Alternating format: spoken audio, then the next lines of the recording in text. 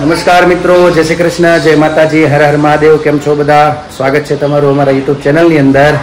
અને આજે વાર ગુરુવાર છે અને જો બધા હજી ફ્રી થયા છે. આજ તો બેનોને જવાનું છે સ્કૂલે, એટલે એની તૈયારીમાં છે. અને અત્યારે વાગ્યા છે 10:30 અને આ બાજુ ઘણી ખરી રસોઈ બની ગઈ છે. અહીંયા ઘણી ખરી રસોઈ બની ગઈ છે. જય શ્રી કૃષ્ણ બધાને અમારા એટલે એ બધું છે. અને જો અહીંયા જમવાનું ને બધું હાલે છે. બહાર બેસાડવાનું છે, બહાર જમવા બેસવાનું બે જાય ઝીણી રામ ન કરવા હારો હાર પાઠ કર્યો મારી એક ધારું બોલા બોલ. હા, અમારા પિયુષ છે એની છોકરી તો ભાઈ બહુ બોલે છે, બેનું હાથું વાળે એવી છે. ચાલો મિત્રો, નાસ્તો કરવા મારે બાકી છે. મારે બપોરે જમવું છે નહીં, એટલે મારે બાજરાનો રોટલો દહીં ને એવું છે, એટલે હું તો નાસ્તો કરી લઉં એનો. આ લોકો બધા ભાખરી બનાવી છે, પણ મારી ઈચ્છા નથી ખાવાની. મારા માટે રોટલો બનાવેલો છે અને દહીં ને એવું બધું ખાઈ લઈશું, મને વધારે મજા આવે એમાં. ચાલો નાસ્તો કરવા. મિત્રો જો બાજરાનો રોટલો છે, ચટણી છે અને એમાં નાખી દીધી દહીંમાં. અને હવે એકલો છું નાસ્તો કરવામાં, તો હું નાસ્તો કરી લઉં. આ લોકો બધા નાસ્તા કરી લે, ભાખરી ચા ને એવું બધું મારે બાકી છે એકને. તો મિત્રો અત્યારે વાગ્યા છે 12 અને અમારે પાછી લાઇટ વહી ગઈ છે. આજ તો રિપેરિંગ ચાલુ છે, કંઈક પ્રોબ્લેમ છે એટલે અહીંયા બધું ખોલ્યું છે, એટલે કદાચ 1 કલાક 2 કલાકે લાઇટ આવે. લાઇટ વહી ગઈ એટલે અમારા પાછા બાવ અહીંયા અંદર રહેતા નહોતા ભાઈ, એટલે આવ્યા છે અહીંયા આરામ ફરમાવે સંપૂર્ણ. આંખું ખુલતી નથી, ફૂલ ઘેનમાં છે, ફૂલ નીંદર આવે છે. ભલે છે પણ જો નીંદર આવી ગઈ એટલે મારી જેમ નીંદરમાં ન થાય. મોટા પપ્પા સરસ થાય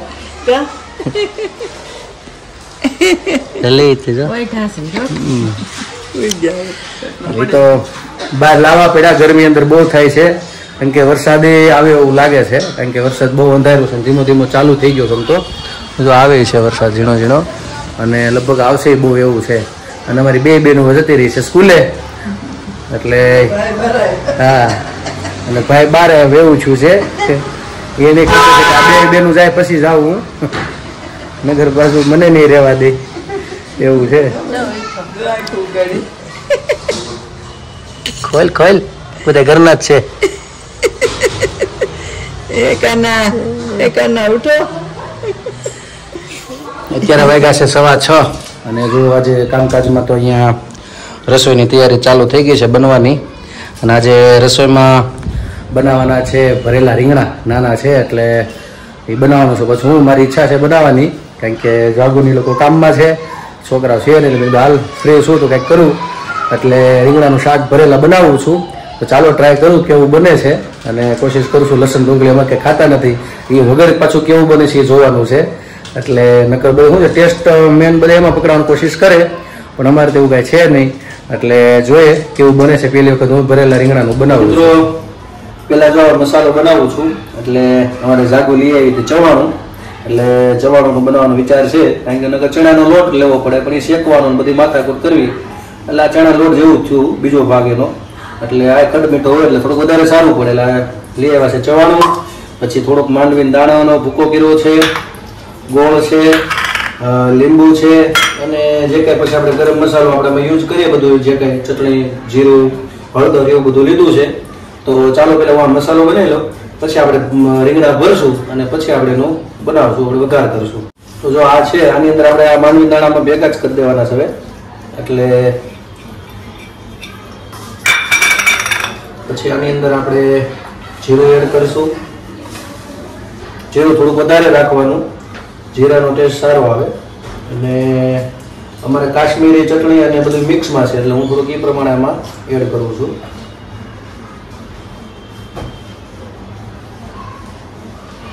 થોડીક હળદર, અને મારી ઈચ્છા ગોળની છે. ખાંડી નાખે ઘણા, મોસ્ટલી ખાંડ નાખે, પણ મારે ગોળ નાખવાનો વિચાર છે. એટલે જોઈએ કેવું થાય છે, એટલે થોડુંક આમાં ગોળ એડ કરી દઈ, અને પછી આમાં થોડુંક તેલ નાખશું. થોડુંક આમાં તેલ નાખીએ એટલે થોડુંક આમ મોણ જેવું થઈ જાય, વ્યવસ્થિત બધું મિક્સ, એટલે સારું બધું એકરખો સ્વાદ બધામાં થઈ જાય. આમાં થોડુંક આવી રીતે બધું મિક્સ કરી નાખું પહેલાં. પછી આપણે થોડુંક લીંબુ એડ કરશું. જો થોડુંક લીંબુ આપણે એડ કરવાનું છે અને લીંબુ એડ થઈ જાય થોડાક મીઠાના દાણા નાખવાના છે. થોડુંક વ્યવસ્થિત ટેસ્ટ આવી જાય એમાં. જો મીઠાના દાણા નાખી દીધા, હવે આપણે બધું વ્યવસ્થિત અમે મિક્સ કરી નાખીએ. તો જો મિત્રો મસાલો બની ગયો, તૈયાર થઈ ગયો છે. હવે આપણે આમાં રીંગણામાં એક એકમાં ભરતા જઈએ. મિત્રો જો આ રીતે મસાલો ભરવાનો અને આ રીતે રીંગણામાં વ્યવસ્થિત નાના છે એટલે બહુ મસ્ત ભરાઈ જાય છે. અને મેં એટલા તો ભરી લીધા છે રીંગણામાં, બાકીના થોડાક રહ્યા છે આગળ ભરી લઈને મસાલો થોડોક વધારવાનો, એટલે છેલ્લે જ્યારે વઘાર કરીએ તેમાં થોડો કામ આવે આપણે એ રીતે કરવાનો છે. ચાલો પહેલાં તો આપણે આ ભરી લઈએ. આપણે જો મિત્રો તેલ અને ઘીમાં થોડોક વઘાર કરવાનો છે મારે, એટલે આપણે 2 ચમચી જેટલું થોડુંક આમાં ઘી એડ કરીશ અને બાકીનું પછી તેલનો ઉપયોગ કરી. એટલે તેલ અને ઘીમાં બેમાં આપણે વઘાર કરવાનો છે એટલે ટેસ્ટ થોડોક વધારે સારો આવે. તો મિત્રો તેલ આવી ગયું છે અને આપણે થોડુંક રાઈ જીરું એડ કરી દઈએ આમાં. અને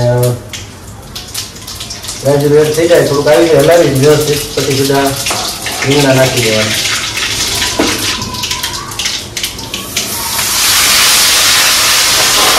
તો આમ તો થોડાક ફેરવી નાખવાના જીરા કરે, જેથી કરી મસાલો નીકળે ન જાય એનું ખાસ ધ્યાન રાખવાનું. વાની તો થોડાક મીઠાના દાણા નાખી દઈએ એટલે શું છે જલ્દી વ્યવસ્થિત ચડી જાય. રીંગણું થોડુંક નાખી દઈએ હળદર,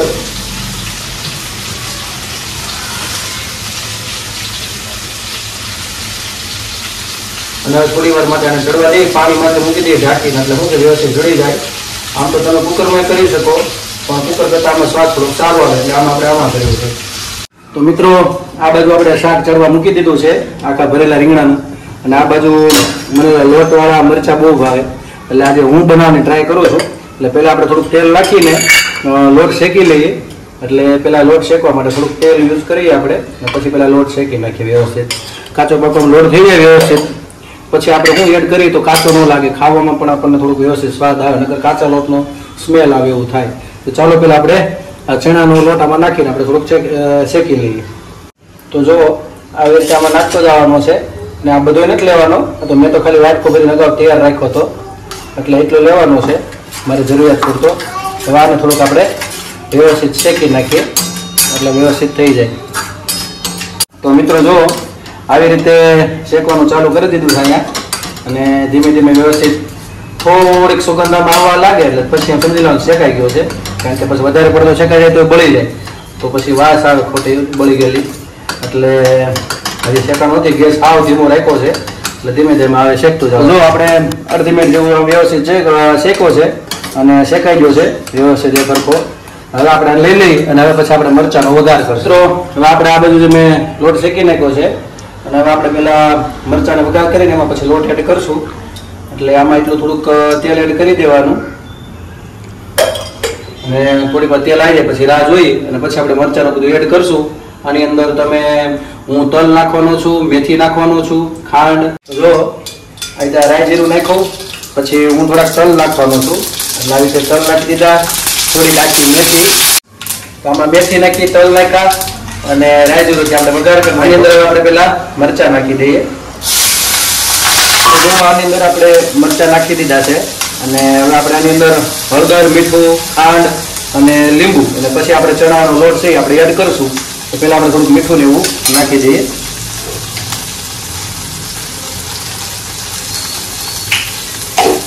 થોડુંક હળદર એડ કરી દઈએ,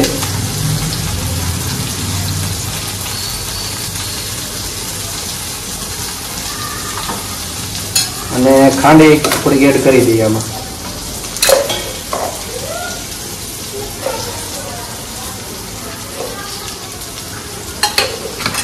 પછી થોડું પેલા વ્યવસ્થિત આને હલાવી નાખી, મિક્સ થઈ જાય અને મરચાં થોડીક વાર આપણે ચડવા દઈએ. જો આજે આપણે મરચાંનો વઘાર વ્યવસ્થિત થઈ ગયો છે, બધા શેકાઈ ગયા છે વ્યવસ્થિત બધું.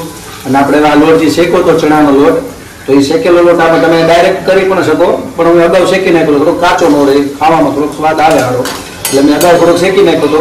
હવે આમાં થોડોક એડ કરી દઈએ, એડ કરીને પછી આને થોડુંક હલાવીને પાછું થોડીક આને રહેવા દઈએ. લાગે મિક્સ પણ થઈ જાય અને પાછો થોડોક શેકાઈ જાય, બધામાં વ્યવસ્થિત મસાલો અડી જાય.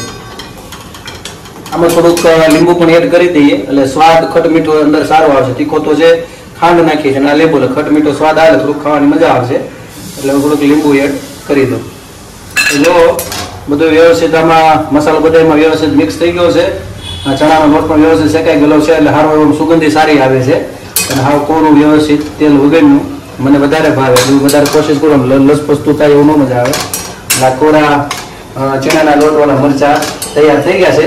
અડધી મિનિટ માટે આપણે રહેવા દઈશું એટલે શું છે થોડું કંઈક એવું કાચું રહી ગયું હોય ચણાનો લોટ તો વ્યવસ્થિત સારો થઈ જાય. ચાલો મરચાં તૈયાર થઈ ગયા અને આ બાજુ શાકને આપણે હવે જોઈ લઈએ કેટલું. જો મિત્રો આ બાજુ આપણે ભરેલ રીંગણાનું શાક અને વ્યવસ્થિત આમાં ચડવા આવ્યું છે એટલે આગળ થોડીક વાર રાખવું પડશે. પછી આ વધારો જે મસાલો છે એ આમ એડ કરી દે થોડુંક જે પાણી છે એ આ પી જશે એટલે થોડુંક ગ્રેવી વાળો સારો એવો બની જશે. પણ સુંદર સુગંધ બહુ સારી આવે છે એટલે હજી થોડીક વાર રહેવા દઈ. આમ તો ચડી ગયું છે તો થોડીક વાર રહે પછી આપણે પાછું આ એડ કરશું. તો મિત્રો જો અહીંયા શાક બધું વ્યવસ્થિત ચડી ગયું છે અને હવે આ થોડોક મસાલો લીધો છે એ આપણે થોડુંક પાણીમાં એડ કરીને આમાં નાખી દઈએ એટલે થોડીક ગ્રેવી આપણે વ્યવસ્થિત બની જાય. મિત્રો જો આ ગ્રેવી વધારાની જે પડી છે હવે આપણે આમાં એડ કરી દઈએ એટલે થોડુંક ગ્રેવી વાળું ઘાટું થઈ જાય. થોડુંક આપણે પાણી ચડવા માટે નાખ્યું હતું એટલે આ વધારાની ગ્રેવી છે આમાં જવા દઈએ અને વ્યવસ્થિત પછી આપણે હલાવી નાખી એટલે થઈ જાય મસ્ત જબરદસ્ત રીંગણા ભરેલું શાક.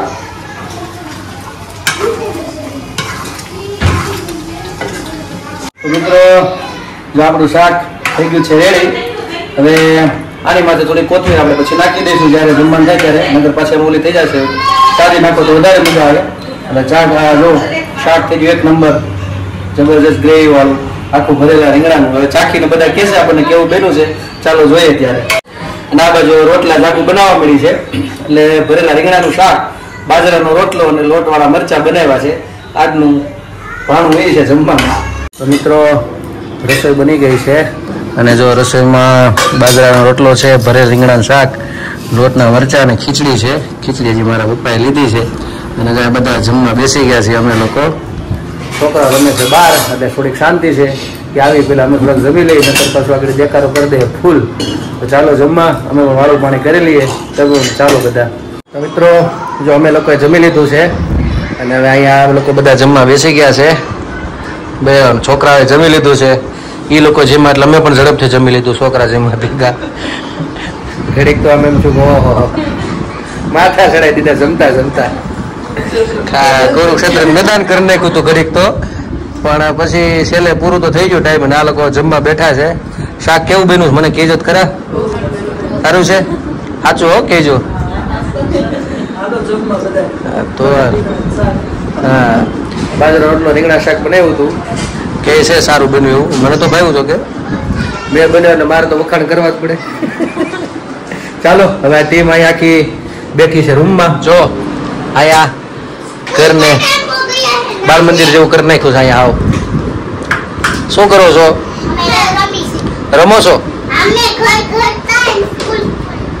Very good. ચાલો રમો હો.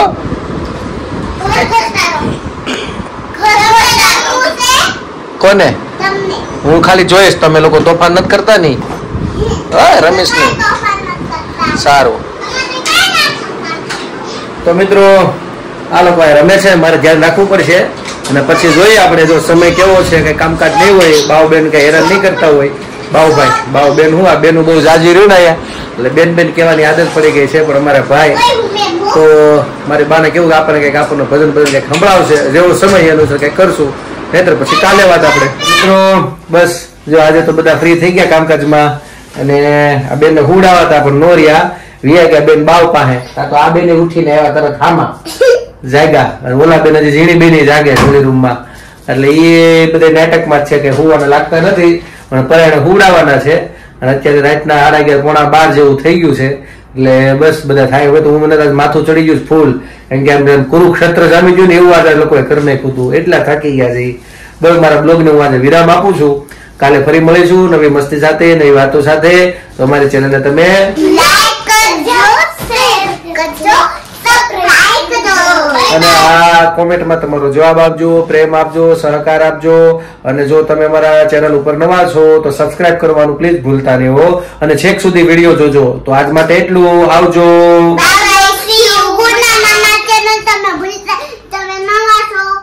જય શ્રી કૃષ્ણ.